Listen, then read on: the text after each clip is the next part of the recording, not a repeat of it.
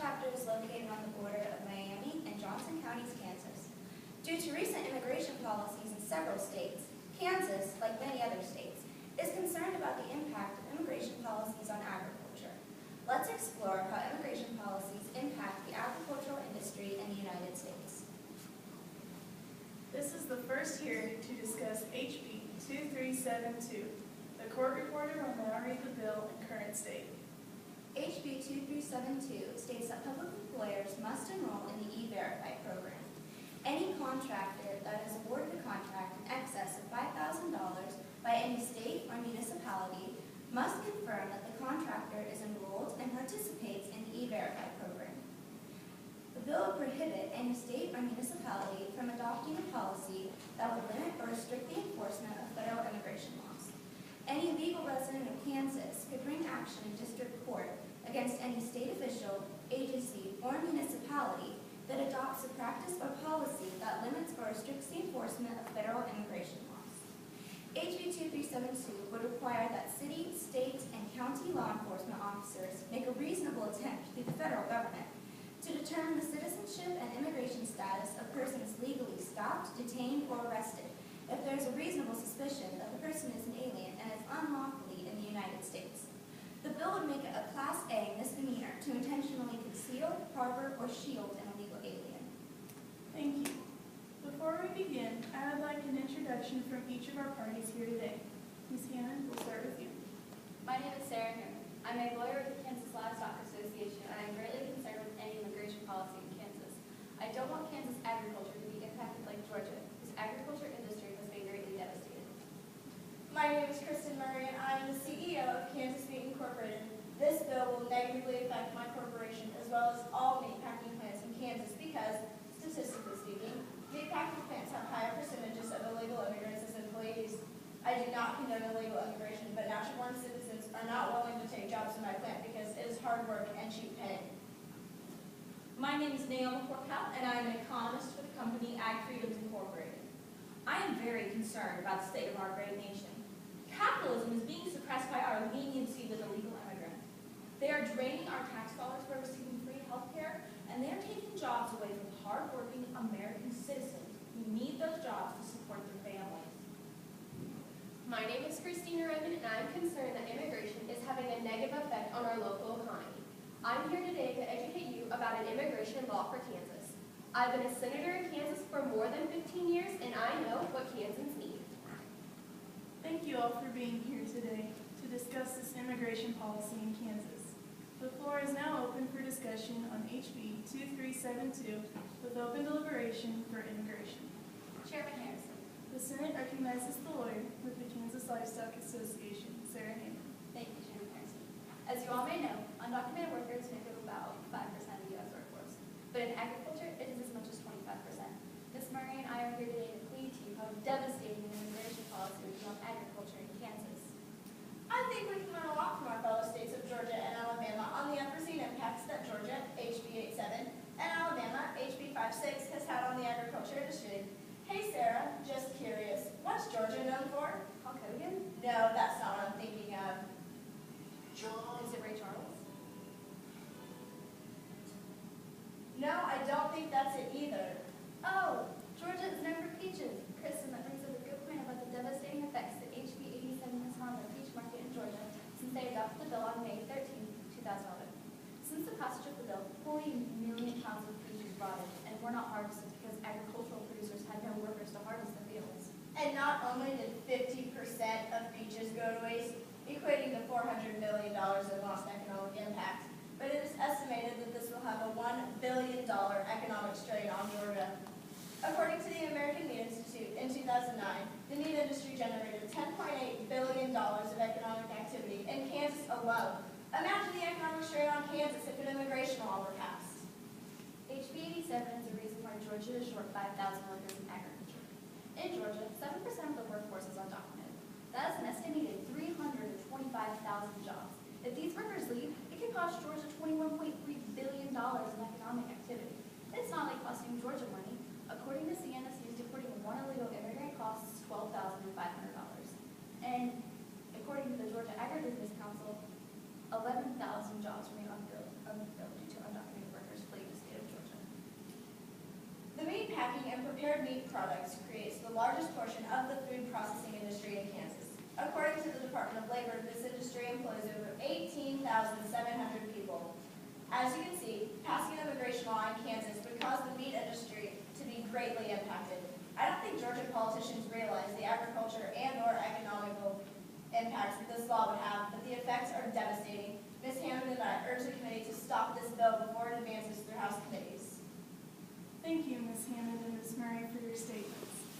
Ms. Johnson, would you please give us a quick summary of what was just stated before we move on? Thank you, Chairman Harrison. According to Ms. Hammond and Ms. Murray, 5% of the U.S. workforce is undocumented. About 25% of undocumented workers are in the agricultural workforce alone. 50% of peaches went to waste because of HB 87, equating to $400 million in revenue loss. And 7% of the workforce in Georgia is undocumented, about 325,000 jobs. Thank you. We will now listen to the arguments of Ms. Forkell and Ms. Redmond on this issue. Thank you, Chairman Harrison, for that lovely introduction. What I am about to share with the audience is not so lovely, but the real reason Kansas needs immigration reform. According to the Bureau of Labor Statistics, the unemployment rate in the United States was 8.2% nationally and 6.1% in Kansas in 2012. That means in 2012, approximately 200,000 people in Kansas were unemployed. We're giving all of our jobs to undocumented workers. Now tell me, is this right or wrong? It is not only wrong, but unconstitutional. That is why I would like to see one of the more controversial measures of the Alabama law passed in Kansas, forcing employers to use the federal E-Verify system to vet new hires. If there were fewer jobs illegal aliens could obtain unlawfully and get away with it, then fewer illegal aliens would come to Kansas. I would agree that if we force immigrants to carry papers and using E-Verify, like Alabama law showing their legal status, it would reduce undocumented workers taking jobs away from Kansans. I fully support Senator Chris Kobach's stance on immigration, which is attempting to reduce the impact of some 70,000 illegal immigrants and the $100 billion a year in things such as healthcare, Social Security, food stamps, and education. And since I like analogies, I have one to share.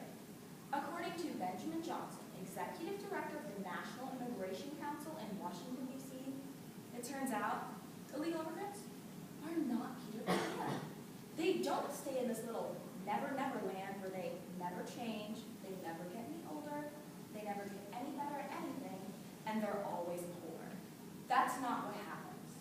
They take Kansas jobs, they are a national security risk, and they don't contribute to the economy via income taxes. Well, at least the movie Hook with Robin Williams, Peter Pan meets Never Never Land and gets a real job. Are you kidding me? A fairy tale? Do you really think the people in the audience are that stupid? Ms. Hammond, do I need to remind you that outbursts like these can get you removed from the hearing? I apologize, Chairman Harrison, and it won't happen again. Thank you. You may continue. Peter Pan or not, we have an opportunity to provide Kansas with a more stable economy through HB 2372.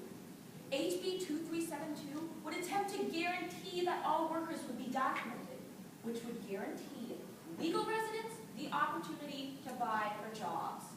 Kansas has an opportunity to make a stand not only as an economy as a whole, but also with the allocations of money in our public education.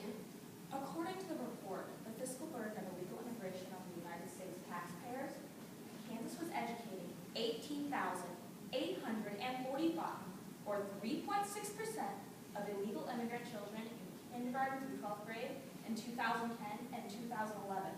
This report also stated that education for the children of illegal immigrants constitutes for the single largest cost of the United States taxpayers at an annual price tag of $52 billion a year nationally.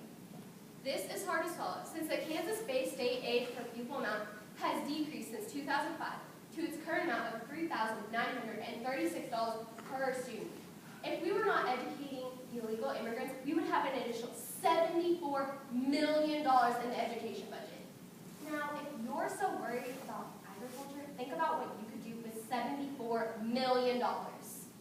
The report, the fiscal burden of illegal immigration on the United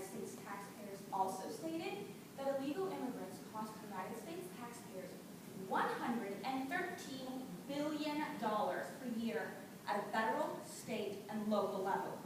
The bulk of these costs, some $84 billion, are absorbed by the state and local governments. Furthermore, illegal immigrants do not pay income taxes, and amongst those who do, much of the revenue is returned when they file their taxes. And they are filing for tax credits, resulting in payments from the U.S. Treasury. Obviously, immigration affects far more than just American agriculture. We cannot sit back as we are losing our jobs and also the quality of education our children are receiving. The United States is competing on a global market, and this bill will keep Kansas competitive. Thank you, Ms. Raquel and Ms. Redmond, for your statements. Ms. Johnson, would you please give us a quick summary of what was just stated? According to the Bureau of Labor Statistics, the United States unemployment rate was 8.2% nationally and 6.1% in Kansas in 2012. Approximately 200,000 people in Kansas were unemployed in 2012. HB 2372 will guarantee that all workers will be documented, giving legal residents the right to fight for jobs. And according to the 2010 report, The Fiscal Burden of Illegal Immigration on United States Taxpayers, Kansas has 18,845 K-12 illegal immigrants, costing the state $74 million a year to educate. Thank you, Becca. I would like to thank Ms. Hammond, Ms. Murray, Ms. Raquel, and Ms. Redmond for your discussion on this issue. This House Committee hearing meeting will reconvene at 9 a.m. in room 122 tomorrow morning for final deliberation. Spring Hill Ag Issues team, would you please